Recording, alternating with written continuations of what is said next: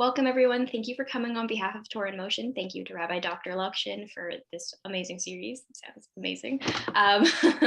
And I ask that if everybody could mute themselves if they're not already muted, and put your questions in the chat box. We'll probably be dealing with those closer to the end of this year. All right, if everyone's ready, we can begin. Thank you very much. This is the last in our last session of our 10 session series of talks about Pshat, Midrash, and Halacha. Most of the sessions have dealt with texts that relate to what might call ritual law, religious law. Last week we dealt with the Egla Arufa, with the heifer whose neck is broken in the situation of an unsolved homicide. This time we will finish with an ethical or moral or social mitzvah, and see the way in which this mitzvah is understood in the Midrashic literature and by the Pshat interpreters of the Torah. And maybe I should just say, if anybody hoped that in these 10 sessions I would solve the question of Pshat, Midrash, and Halacha, I'm sorry to tell you, we will not solve it. We will yet again see another example of some tension between the Pshat reading of a text and the Midrashic reading of the text, and how it relates to a halacha that affects us all, whether we are employers or employees. And what does the Torah teach us about the relationship between employers and employees? So in Vayikra, the text reads, Lo ta'ashok et reacha, velo tigzol, Lo talin pe'ulat sachir itecha ad boker. You shouldn't defraud another person. You shouldn't commit robbery. The wages of a laborer shall not remain with you until morning. So this is a way of saying that you should pay your workers on time. And we're going to talk about what does it mean to pay your workers on time. The wages of a laborer shall not remain with you until morning. So that's what it says in Vayikra. This mitzvah appears in Sefer Devarim, again in Deuteronomy, and the language is different there.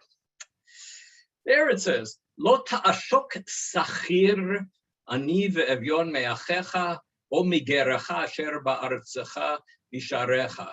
You shouldn't abuse a needy and destitute laborer, whether that laborer is a fellow countryman or a stranger in one of the communities of your land.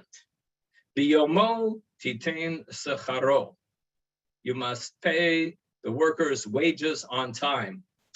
V'lo tavo alav hashemesh ki anihu ve'elav hu noset nafsho v'lo yikra alecha el Hashem v'aya b'cha chet. You should pay your worker wages on the same day before the sun sets, and then the Torah gives a reason. This worker is needy and urgently depends on it. That phrase there, looking at the Hebrew, we'll talk a little bit about the Hebrew there. Elav hu noseh et nafsho. And then there's a kind of threat here in the text. Otherwise, this worker will call out to God against you, and you will incur guilt. In other words, that God is concerned about workers getting paid on time. So it's the same basic principle in the text in Vayikra and in the text in Devarim, that the worker should be paid on time. Devarim adds the point that it doesn't matter whether this is a fellow Jew or a ger asher ba'artzecha bisharecha, or a non-Jew who's living in your society. This is a requirement to pay that person on time. And Sefer Devarim in general is more interested in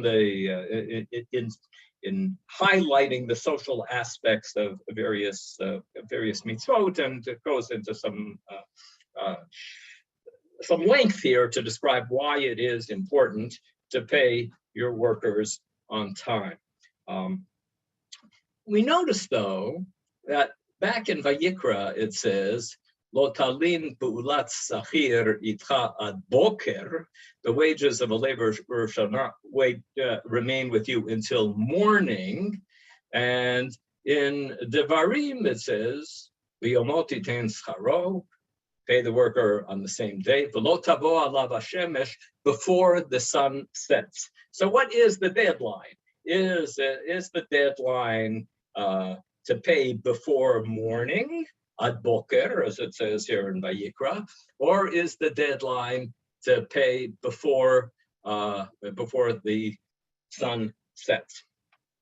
In the common halachic solution to this problem, and in the continuation, we'll talk about whether this really is such a big problem.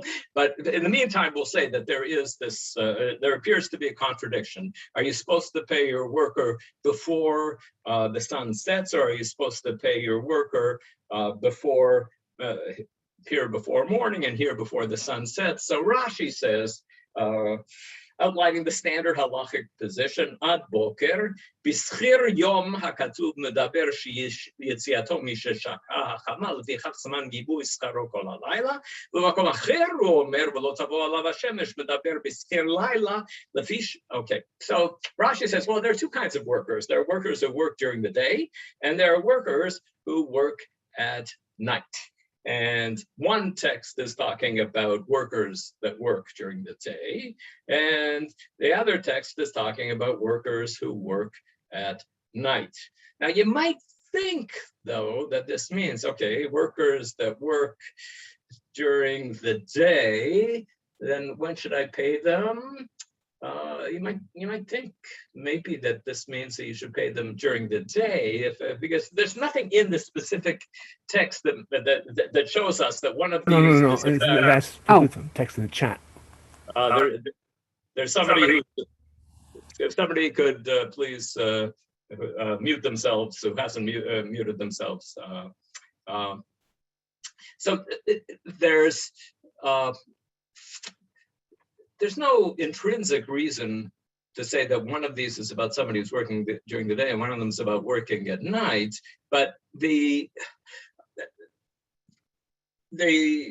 standard halachic answer is that one of them is about the worker during the day and one of them the worker at night. And perhaps a little counterintuitively, Rashi continues, Lefi shenatna Torah zman lebala bayit ona levakesh ma'ot. The reason why employers have the whole night or the whole day to pay wages is because the Torah gives the employers 12 hours to obtain the money they need for paying the wages. So Rashi, representing the answer that's given in the Gemara, says that it means that if you have somebody working for you in the daytime, and then that person finishes the job at the end of the day, you don't have to pay the person as the person is leaving your employ. You have 12 hours to pay them. That the Torah allowed 12 hours for employers to go and get together the money that they need in order to pay the wages. And so that's why, and Rashi says, Scripture speaks here of workers hired for day work, and when they finish work at sunset, the time for collecting their wages is therefore the whole night, that you have the entire night for paying their wages. And in Deuteronomy, when it says that you have to pay them before the sunset, that's talking about workers who worked all night for you and who went home in the morning, and you've got 12 hours to pay them. So that's the Talmudic answer. We'll get back to that, but just to see how the standard way of dealing with the problem of the contradiction between these two texts. We'll just talk a little bit about the idea in the text, and there are a number of Jewish sources that discuss what really is the idea here. Sefer HaChinuch, we were commanded to pay our workers, for they are urgently dependent on the pay. And in the Hebrew there, Elavhu noseh et nafsho lehitparnes bo. In other words, what it said there in Deuteronomy, you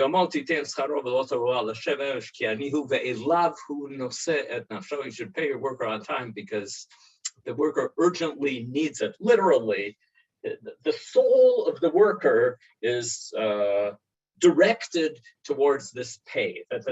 That's the reason that the worker is doing that which he is doing, because they want to get paid. And Sefer HaChinuch, 13th century Christian Spain, we don't know the name of the author. It would seem that the requirement to pay within one day is because people have been known to fast for one day from time to time. So why don't you have to pay your worker immediately when the worker leaves your home? Because, well, it happens from time to time that people fast for a day. So it wouldn't be so terrible if this person leaves your employ and doesn't have the, and you haven't paid the person. And so the Torah wrote explicitly what the reason is, for he urgently depends on it. True, the rabbis offered a different midrashic explanation of that phrase, Elav hu noseh nafsho, which we'll see in a minute. But the Pshat is as we wrote. So people are working. The reason that people are working, the assumption is, in an agricultural society, which is when the Torah was given, the Israelites were living in a basically agricultural society, and workers who were working for somebody else were usually doing that work for somebody else because they were in fairly dire straits. And day laborers, it would seem that this text is talking about day laborers, that it isn't talking about somebody who has a full-time job that you gave them. So it's talking about somebody who you're hiring for a day's work. And, like those of you who have cleaning persons who come to your house to do cleaning, it's basically understood that when the cleaning person leaves your house after working all day cleaning your house, that you pay her or him when they leave. And they may, that kind of category of the day laborer, we're acquainted with that category of the day laborer. And then Sefer HaChinuch is, trying to figure out, well, what's this story with this 12 hours of grace? Where did that come from? And he said, well, sometimes people don't eat right away. Sometimes people fast for up to 24 hours. Many people here just fasted for 24, 25 hours on Saturday night and Sunday of this week for Tisha B'Av. So we all know that it's possible to fast. So that's why the Torah says in the Gemara's understanding that you don't have to pay somebody immediately when they finish doing their job.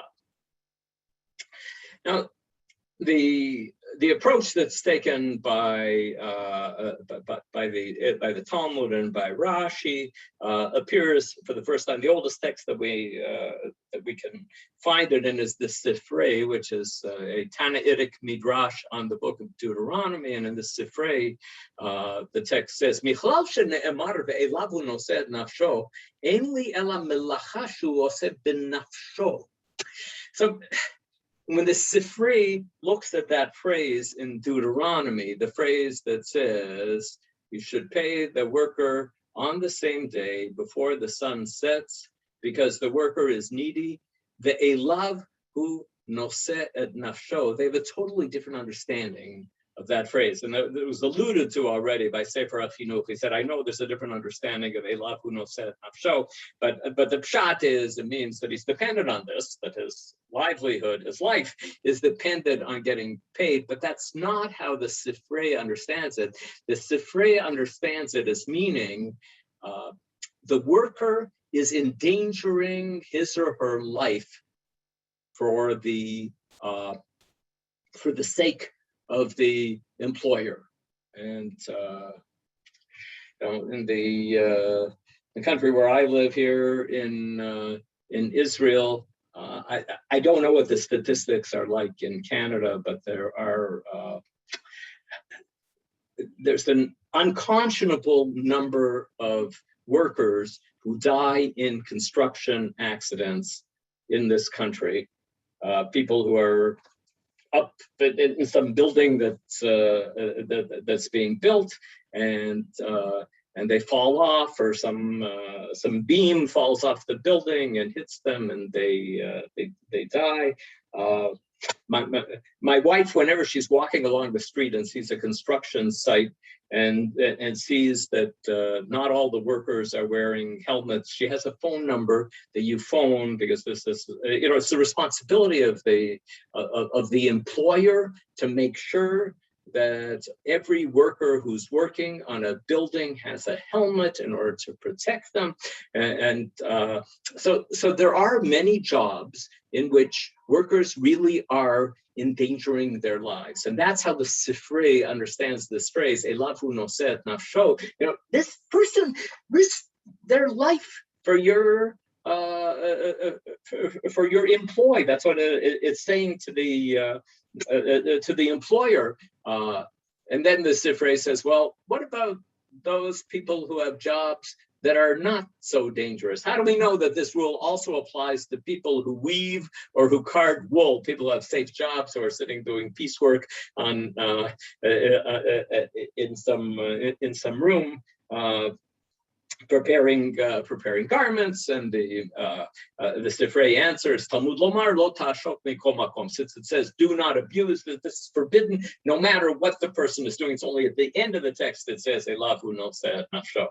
Eli ela ani ve'evyon minayin lerabot kol adam, Talmud lomar lo ta'ashok mikol makom. And you might think that this only applies if the person who is working for you is poor. What happens if there's somebody working for you and they are not poor? And the Sifrei says, even though the person is not poor, and the rationale that's being given in this text is that this person is needy and needs the money, still there's a halachic requirement to pay workers on time.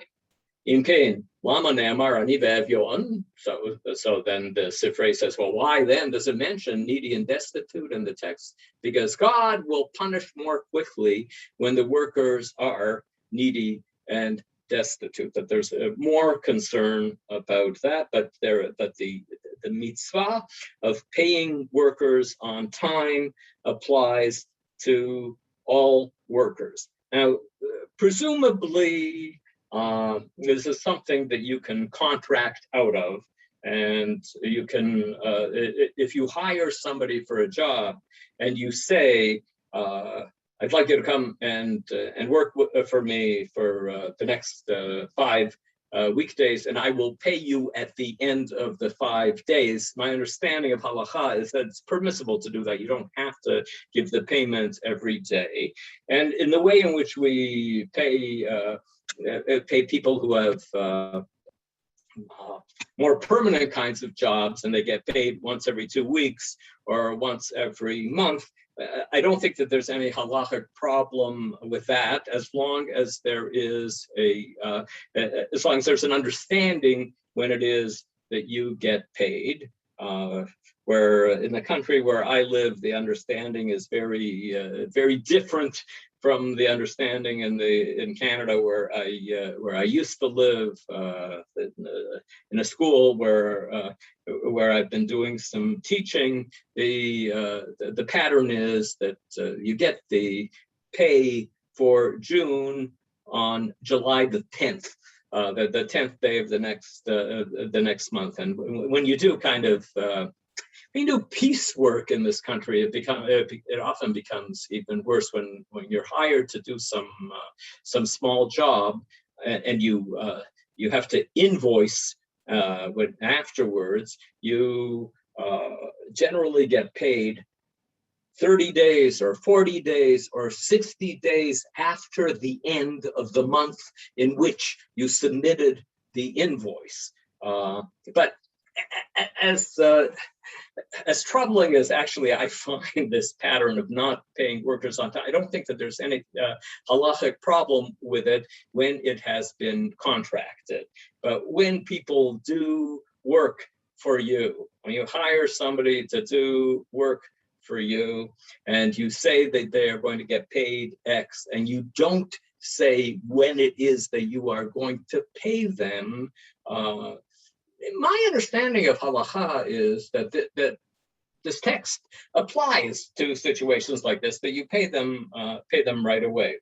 And sometime when I'm not in a public forum like this, and if somebody gets me, especially get me to let my hair down, I can tell you stories about how various synagogues in the world pay people for services that they provide for them, whether it be teaching or other.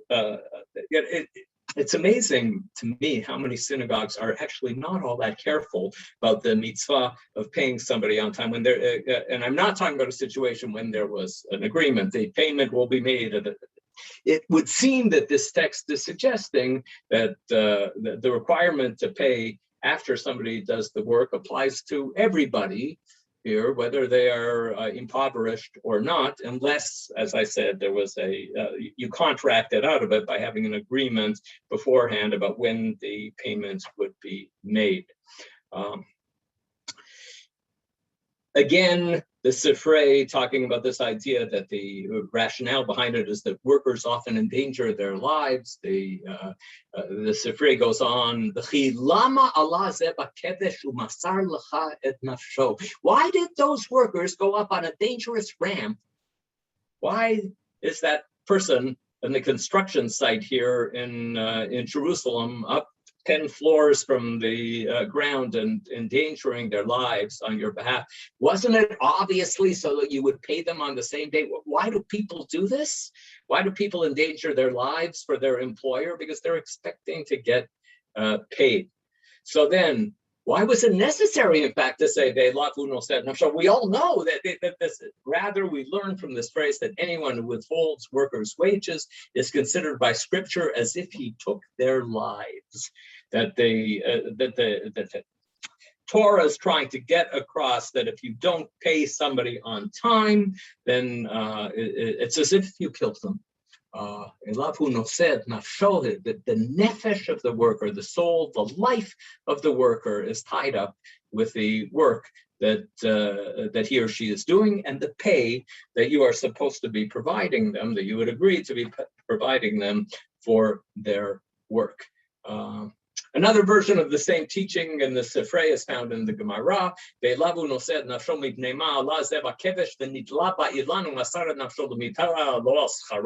Why did these laborers ascend on a ramp or suspend themselves from trees and risk death? Wasn't it for their wages? And then the Gemara says davar acher, or another way of understanding the phrase, it teaches that anyone who withholds the wages of hired laborers, it is as though they took their souls from them. Rav Huna and Rav Chisda disagreed. One of them says that it refers to the soul of the robbers, in other words, of the employers, and the other one says that it refers to the soul of the robbery victim, in other words, the unpaid employees. Who has lost his or her life? Is it the worker who didn't get paid, or was it the employer who did not pay? So this is obviously very far from the pshat of the text, as the Sefer HaChinuch said. The pshat is obviously elavu nosed nafsho, just really means the worker did this because the worker was looking forward to getting paid. And then, when the worker finishes his or her day of work, you say, okay, sorry, I don't have any money right now. I have to go and try to round up some money to pay you, then that is an infraction. Okay, back to the first issue that we saw. That Rashi said that there's a distinction here between workers who work during the day, and you have all night to pay them according to Rashi. They finish working at sunset time, and then you can pay them any time until the next morning. And workers who work at night and they finish their work in the morning, and you have the next 12 hours to teach them, to pay them. Sorry, the reason why employers have the whole night or the whole day to pay wages, Torah gives the employers 12 hours. The noun that Rashi uses there, ona. That's a phrase that is used in the Talmud a number of times for either the 12 hours of the day or the 12 hours of the night. half of the 24-hour period is called an ona, so that there's this principle that employers have 12 hours to pay wages. And in the Gemara, here's the source where this comes from. The Mishnah says, Schir yom goveh kol halayla, schir layla goveh kol hayom. Day laborers can collect wages from their employers all night following the work shift, and night laborers collect wages all of the following day. But then the Talmud, in its discussion of this, says, I think the obvious question would, I kind of alluded to this question, like, where did they get this concept from of 12 hours? And the Talmud says, Ema Ibcha. Why don't we say the opposite? In other words, that night laborers are paid during the night, while day laborers receive their wages during the day. That if somebody works for you all day long and you let them go at 5 o'clock, 6 o'clock when the daylight hours are over, that you pay them as they are leaving. And if somebody works for you, that's if somebody works for you all day long, but if they work for you all night long, then you pay them as they leave in the morning. And the idea behind this would be that it seems that people are working because they want to get the money in order to buy their food for themselves and for their family, and they finish their work shift. And why is there no obligation to pay them right away? And the answer of the Talmud is, Schirut eina mishtalemet ela basof. The obligation to pay a wage or to pay for a service is incurred only when the work is completed. That if you have a job and you've contracted, there's a discussion in the Gemara that if you assign somebody a job and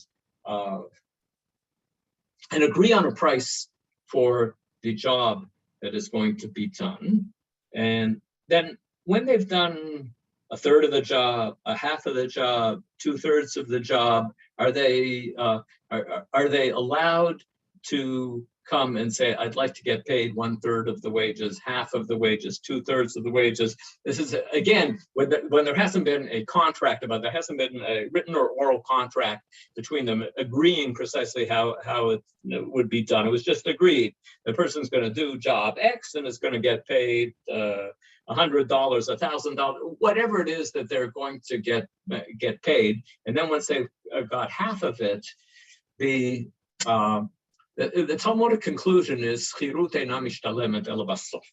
which means that if I was contracted to do work all night long and that I just finished at 6 o'clock in the morning as the sun is rising, then nobody owed me that money until 6 o'clock in the morning, because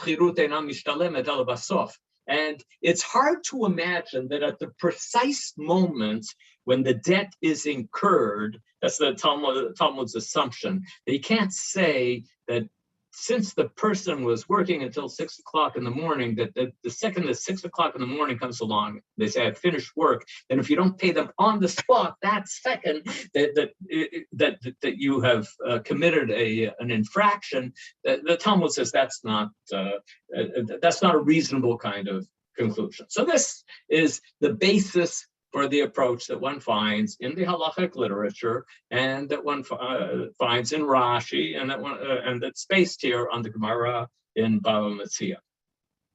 As many of you know, maybe all of you have been coming to this lecture series, I take a particular interest in the commentary of Rashbam on the Torah. And Rashbam, as he very often does, just goes entirely against the grain of interpretation of all other traditional Jewish writers who are writing on the subject. In the verse in Leviticus that says, Lo talin pu'ulat sachir itcha ad boker, you're not allowed to keep the wages of a hired laborer with you until morning. Rashbam says, schir laila. the text is referring to the wages of an employee who is working at night. In other words, that which I just said, that the Talmud says, is not possible to say that the second that the person finishes working, then you are obligated to pay them at that point when they finish working. That's what Rashbam says. That's what the text is saying. That why is there why are there some people who have to be paid by the morning and some people who have to be paid by sunset? Because the people who are working until sunset have to get paid by sunset, and the people who are working until morning have to get paid in the morning. Rashbam just looks at the text. As they say in the baseball world, he calls them as he sees them, or like he sees them. You know, that's what it seems like to me. That's the pshat. That, you know, where did this idea come from? That that Rashi said the Torah gave 12 hours to the employer to go and cobble together the wages. I'm putting words in Rashbam's mouth, but I often do that. Rashbam would say, where does it say that? You know, what are you doing employing somebody to come and work for you when you don't have the money to pay them? The example that I gave before of the cleaning person that comes to your house,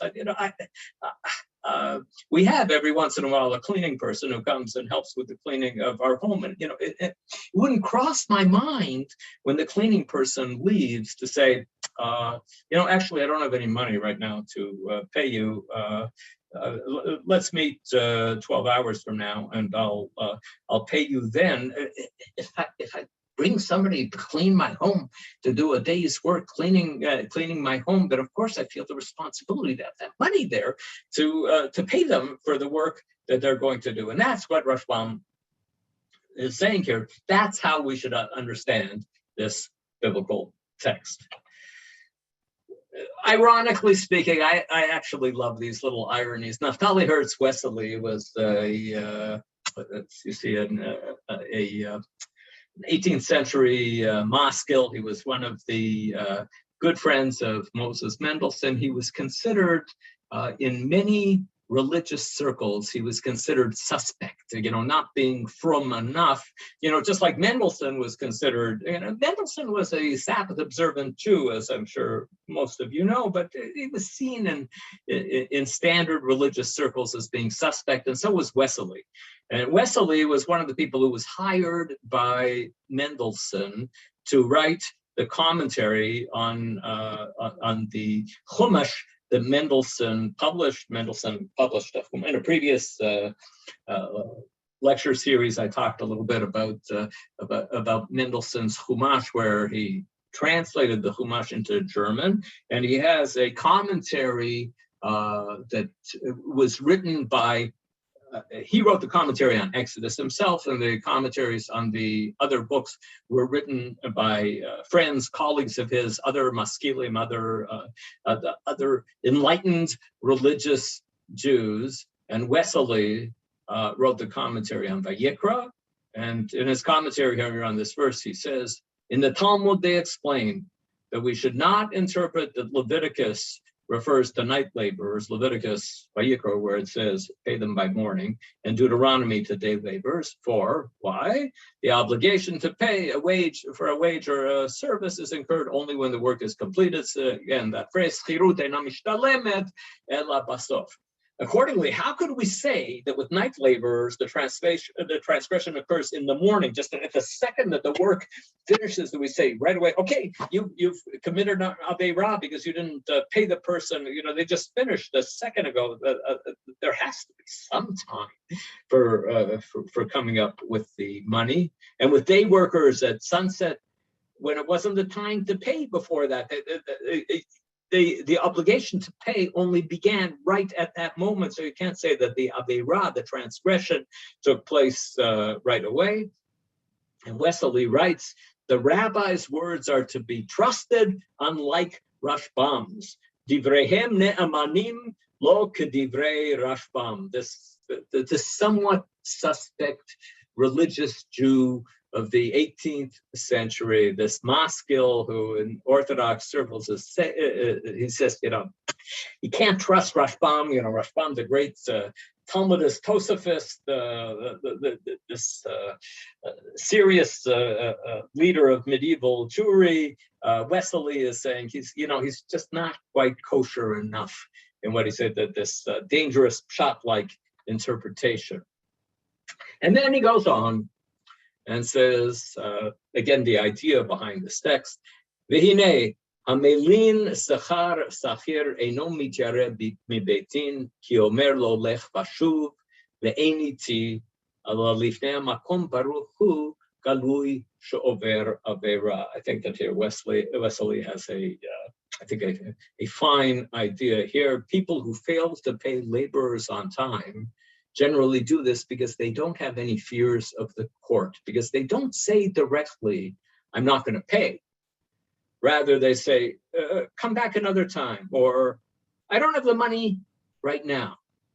And so it's very hard to, when somebody hasn't paid a laborer, to say at what point they're going against the desire of the court system. They're brought before the courts and they say, of course I'm going to pay, but I just don't have the money right now. Just give me a little time to get the money together. And that's why the Torah put it in terms of the kara alecha el Hashem. The worker will call out against the employer to God, and God knows whether the employer is really has a reasonable excuse for not paying the person on time, even if the courts do not know. Okay, so here we've seen the tension between the Pshat understanding of the text and the Midrashic understanding of the text, and as we very often find, Rashbam is the one who represents the Pshat understanding of the text. However, in this text, we also have another little surprise coming up, that it isn't just Rashbam, and it isn't just the way Rashbam understood the Pshat that is that goes against the Midrashic reading. We also have Ramban, Rabbi Moshe ben Nachman, in his commentary on the Torah, who generally is not interested in Pshat that goes against the halachic understanding of the text. Ramban is from that category of people like Rashi, who is usually trying to marry the halachic understanding of the text with the words of the text. Rashbam knew very well, he knew that Gemara in Bava Metzia better than any of us knew that Gemara in Bava Metzia. He knew that that's what the Gemara said. He knew that that's what his grandfather Rashi said, but he said that's not what the words meant. Ramban doesn't do that very often, but for some reason he allows himself this time to do it. And in fact, he goes beyond Rashbam, surprisingly, as we will see in this comment. ותם ביומו תיתן שכרו ולא תבוא עליו השמש, על דרך הפשט ביאור ממה שנאמר בתורה לא תלין פעולת שכיר איתך עד בוקר. Actually, the text in Devarim is not talking about a different situation than the text in Vayikra. Everybody was saying that one of them is talking about Schir Yom and one of them is talking about Schir Laila. And just the question was, which text was talking about the day labor and which text was talking about the night laborer?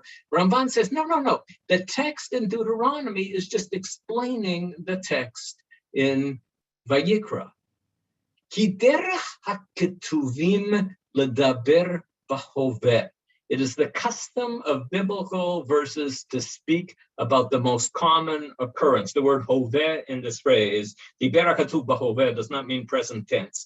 Hoveh in rabbinic literature means the common occurrence. And of course, what is the common occurrence? When do I have people coming to my house to clean or to help with the electrical wiring of the home? They don't come at night. The people who come to work, they come during the day. that's what the text, both of the texts are actually talking about somebody who comes to work during the day. People generally hire workers to come and work for them for a day laborers. And when does the work day finish? Before sunset. You let your worker go before the sun sets so that your worker can get home. There weren't great street lights, neither in biblical times nor in the days of Ramban. So you have a worker working in your home or in your field. You let them go terem bo hashemesh, before the sun sets. That's the normal situation. And if Vayikra and Devarim are both talking about workers, it makes sense. That's what they're talking about. They're talking about workers who are working during the day and are being dismissed and sent home before the sun sets.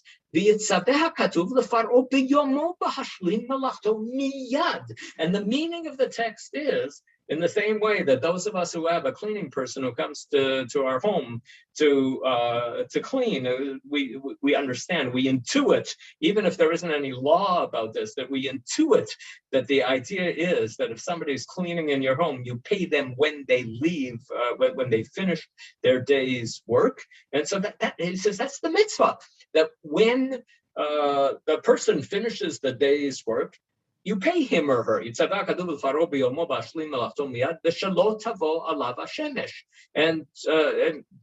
sun shouldn't set before the person gets paid. They're being let go. They're being allowed to go home before the sun sets, and they should get paid before the sun sets. Why?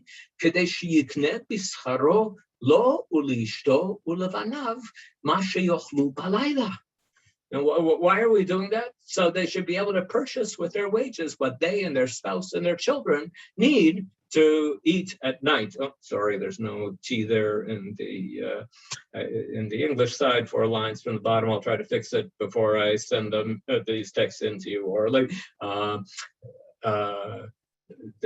So they need to eat. They need to have dinner. How are they going to have dinner? Well, when the person goes, when the person leaves, then they have to get paid.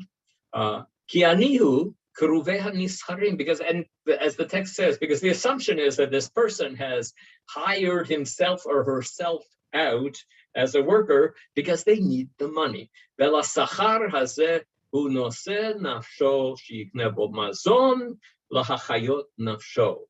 These workers have staked their lives upon these wages to buy food to sustain their lives. So he says that seems to be the obvious situation that is being talked about, that somebody is working during the day, and then when that workday finishes, you should pay that person.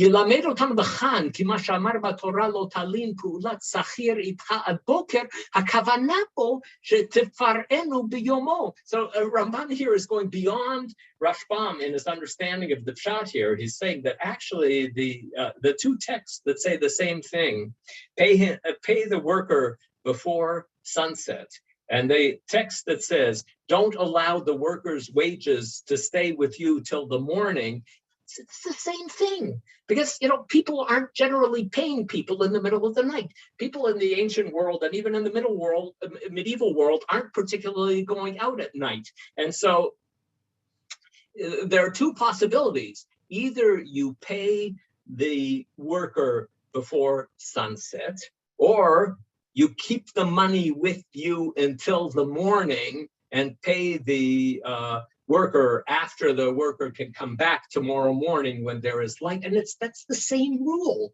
actually. All it's saying is, according to Ramban, that the Pshat is there aren't two kinds of situations here. There's one situation that says, be sure to pay the worker by sunset. Don't say to the worker, come back tomorrow morning and get the money from me. That's the same thing. Those are the two possibilities, because nobody is going to be collecting wages. It's not like the Interact system that we have now, connecting the banks, where it's possible to pay somebody at 3 o'clock in the morning. That doesn't happen in the ancient or in the medieval world. People are getting paid during daylight, and these are two sides of the same thing. One of them is a mitzvah aseh, and one of them is a mitzvah lotas. And the mitzvah aseh is pay the person before sunset, and the mitzvah lotas says don't keep that money with you until tomorrow morning, and that's the same thing. שאם לא תפרנו בצאתו ממלאכתו מיד, הנה ילך לביתו וישאר שכרו איתך עד בוקר, וימות הוא ברעב בלילה. If you don't pay them when they leave their work at sunset, they will go home and their wages will be left with you until the morning. They're not going to come at 3 o'clock in the morning and knock on your door and say, could you please pay me now? They're going to wait until the morning in order to come and collect their wages, and they may die of hunger at night. So that is I would say, a more radical formulation of the Pshat here than the formulation of Rashbam. A more radical in the way in which it is, it's going against the Talmudic understanding. And then he mentions that we should also understand the verse that says that you're supposed to return. I think I'm going to skip that, but if we have time, we'll get back to that. But let's continue with this idea here. V'rabotenu pershu, but the rabbis explain ki katuv b'Torah ad boker b'schir yom v'shav leva'er b'chan din schir laila. And then Ramban says, I know that this is not the standard rabbinic understanding of the text. Our rabbis have explained that the verse until morning applies to day laborers who depart from work at sundown. The time for paying their wages is the entire night, and this law is not violated before daybreak. And then the Torah explains here the law for laborers who are hired for night work, whose departure from work is at daybreak, and the time for paying their wages is the whole day, and the law isn't violated until sundown. And then that gives you the standard halachic position, what Rashi said, that we give any employer, an ona, a period of 12 hours to pay. And so what's Ramban going to do here with the tension between the Pshat understanding of the verse as he explained it and the halachic understanding of the verse that he is well acquainted with, being the great Talmudic scholar that he was. And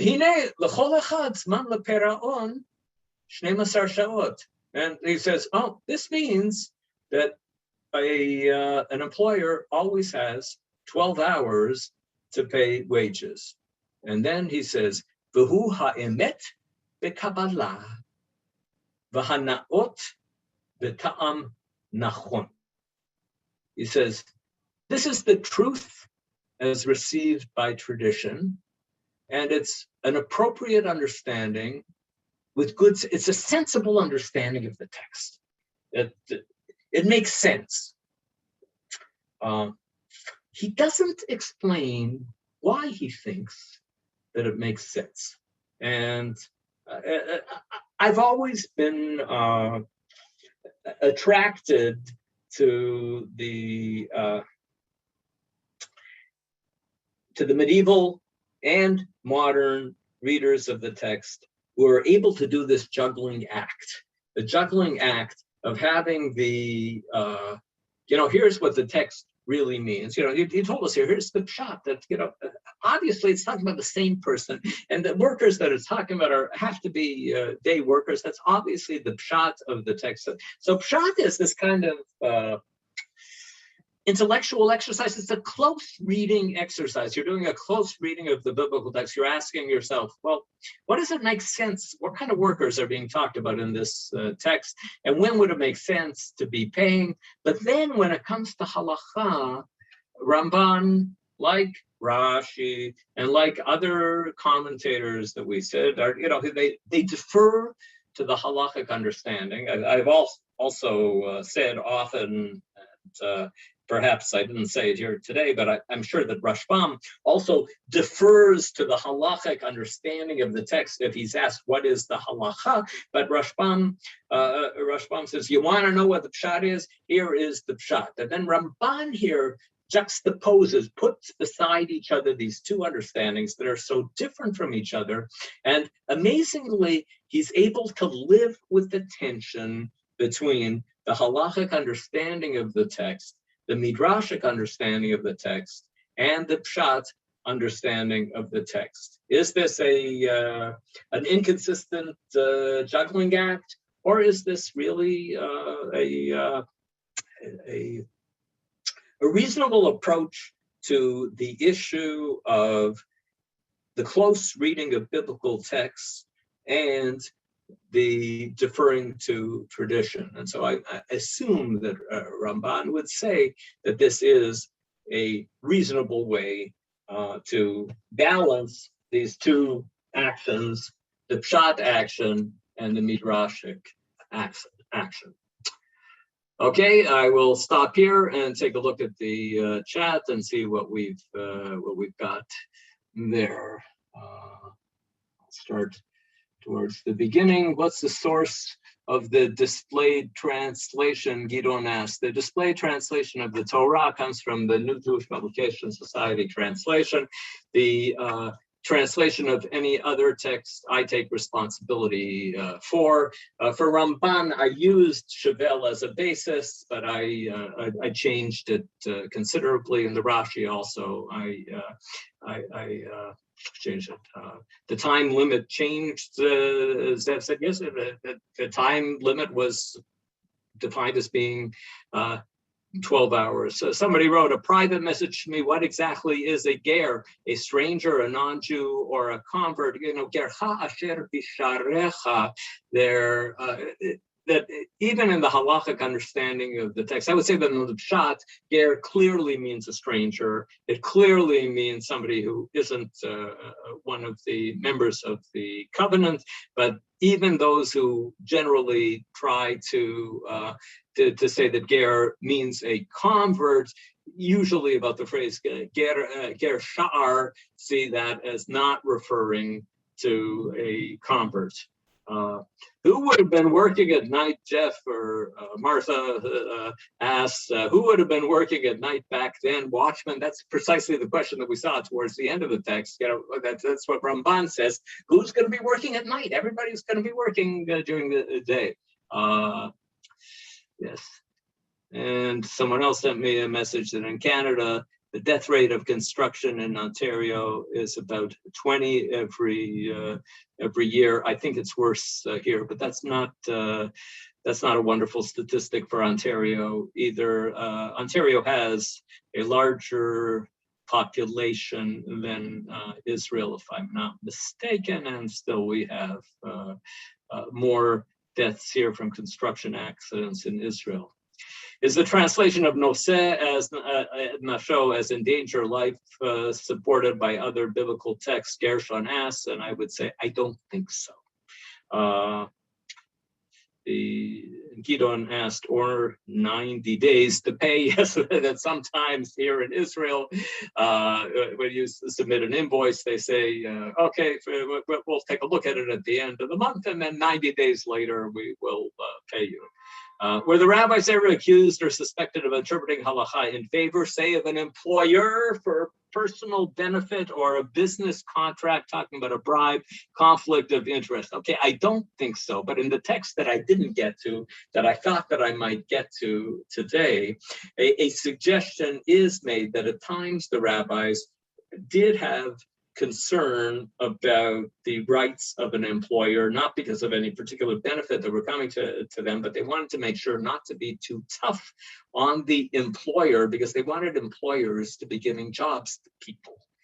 And you could say that perhaps if we say that, if we don't accept what the Ramban said, the Ramban said this 12-hour business comes from tradition, that there was a Masoret, there was Kabbalah. When he says Kabbalah, he doesn't mean mysticism, he means a tradition that there's 12 hours to pay. If we wanted to disagree with him and say that this was legislation of the rabbi, some people might say that it's legislation of the rabbi, so you might say that they came up with this because they didn't, they were concerned. The Torah is concerned about the rights of the employee, and the rabbis are also concerned about the rights of the employer, and they understand. The Talmud often talks about that there are various rules that were made on behalf of the rights of creditors. Because if you make it too hard to collect a debt, then nobody is going to be willing to lend money to a poor person, and that sometimes rules have to be made. If you want to have money circulating in society, then you have to have some rules that defend the rights of the creditors, the people who lent the money. In many monetary matters, minhag hamakom governs. Ellen said, definitely correct. And so if there is a minhag where you live, that's shotef plus 30 days, shotef plus 60 days, whatever is the minhag in various places in this country, in Israel, then if that's the minhag, that's the minhag. If you don't get paid, or the place where I've been teaching, you don't get paid for June until July the 10th. If that's the minhag hamakom, that's the minhag hamakom. Could the machloket between Vayikra and Devarim be regarded when the day ends? Is that at sunset, as the Halacha decides, or next dawn, as per Rashbam in the suppressed commentary to Genesis 1? Interesting thought, Gershon. In the end, I think that I agree with Ramban that it's the Zelbazach. It's the same thing, because nobody's going to be collecting pay at night. When the merchant works late to sell food to the laborers, yes, that does seem to be the assumption here, that the grocery stores are open a little bit past. In the Ramban's text, you have to say that if you're letting the worker go home just before sunset and you're giving the worker his or her wages, then it must mean that at least the grocery store is staying open a little while past sunset. Steve asks, what value would there be to allowing the employer to delay payment for 12 hours? I've thought about that a lot, and I don't know what the value of it is. How would he have access to funds that he doesn't already have during the night? These are all fine questions, Steve. It just allows him to be disorganized and not have the funds ready at the end of the day. And maybe you're right, Steve, that's what it's about, and that some of us are less organized and some of us are more organized. And the Torah has rachmanas on those people who are poorly organized. Ilana writes, it sounds like Rashbam and Ramban in their explanations are bringing the Pshat as the ideal for society. I like that. Indeed, ideally, employees should be paid right away, but it's a Talmudic understanding, and how we paskin la halacha, how we rule halacha, clearly reflects a more realistic standard that not everybody's going to be able to pay right away. B says, in biblical times, people did not live in giant cities like today with currency easily available necessarily. I agree.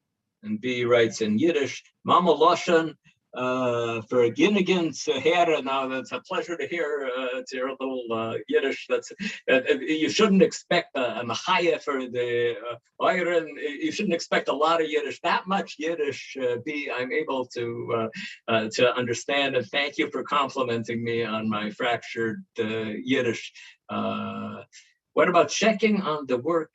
It takes time. That's a good suggestion someone sent privately to me, that when the worker finishes, then you need to give the employer a while to make sure that the work was done the way it was supposed to be done. I like that, Sue. I like that. Whoever wrote that privately and didn't want his or her name to be mentioned here. Nice idea. Okay. And I think that is it. And it is 7 p.m. In Israel and noon where you people are. If anybody wants to unmute himself or herself and say something now, feel free. If not, I wish everybody a pleasant summer, and let us hope that wherever people are living, that the regulations soon allow returning to a normal kind of life, or whatever is close to a normal kind of life. Thank you for this lecture. It's been wonderful. But you couldn't check on much during the night anyway.